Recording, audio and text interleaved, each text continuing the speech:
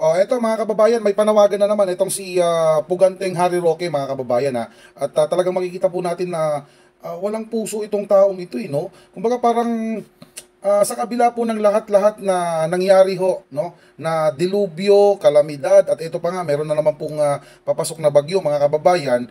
Instead na hikayatin sana nitong si Harry Roque, itong Puganteng ito na alam mo yung tipong huwag niyong pabayaan yung inyong mga pamilya na nandyan sa Pilipinas, di ba? Lalo na yung mga OFW.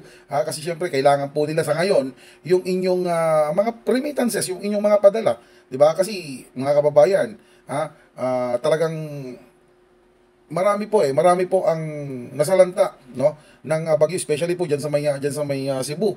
Tapos ito nga, itong papasok na bagyo na to, malamang mga kababayan, kasi super typhoon nga daw no. So sa akin, dapat no, kayong mga kababayan nating OFW, especially po kung meron po kayong mga mahal sa buhay dito sa Pilipinas, no, wag niyo silang pabayaan, no.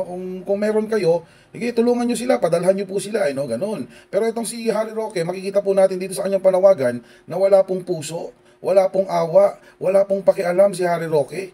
At ayun na nga, dahil sa galit po nitong si Harry Roque sa gobyerno, abay, ito po yung kanyang panawagan mga kababayan, no. Ito sabi dito, money talk, silence speak o louder.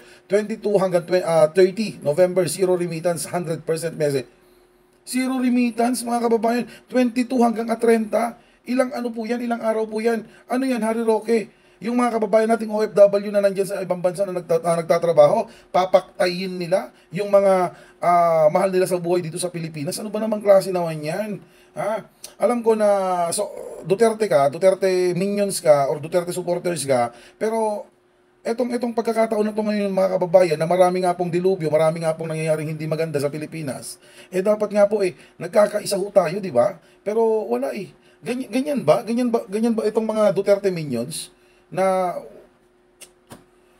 wala talagang pakialam mga kababayan? Well, si Sara Duterte nga di ba? Sabi mismo ng nanay niya ni Sara, heartless daw si Sara Duterte. So si Harry Roque na isang DDS, taga-suporta po ng Duterte, heartless din ho. Grabe no. O ngayon, anong panawagan ko naman sa inyo mga kababayan nating OFW? Pumunta ho kayo dyan sa petsa na yan, binigay niyo na November 22 or hanggang 30, no? Pumunta kayo sa mga remittances, then magpadala ho kayo, tapos yung picturean niyo po yung form, no? Wag lang yung syempre picturean niyo yung form kasama kayo na nag-remit po kayo, no? Pero syempre kung readable po yung yung mga personal detail po doon, takpan niyo na lang or i-ano niyo na lang basta para hindi humabasa yung mga personal information nyo.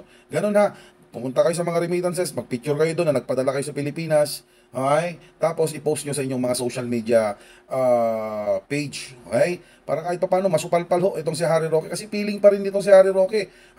Maraming alam mo yung tipong sumusuporta sa kanya, di ba? O ganun ang gawin nyo mga kababayan, huwag nyo pababayaan ang mga pamilya ho nyo dito sa Pilipinas. Lalong-lalo na, ulitin ko, ngayon po, kailangan na kailangan po ng inyong mga pamilya ang inyong ipapadala. Kasi nga naman, no, sunod-sunod po ang nangyayaring hindi maganda dito sa Pilipinas, yung mga lindol, baha, bagyo, whatsoever. Okay? Anak ka ng pu.